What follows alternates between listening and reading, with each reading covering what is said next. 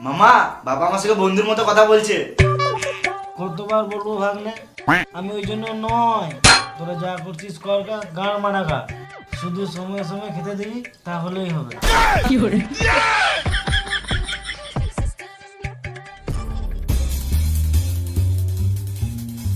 কি করছিস রে? বস আমার কাছে।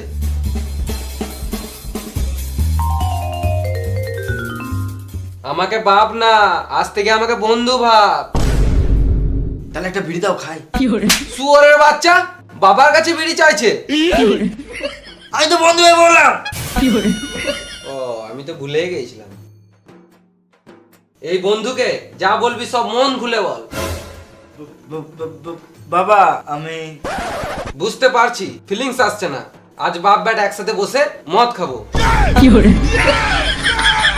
ফুচকা জল নিয়ে আয়। যাই।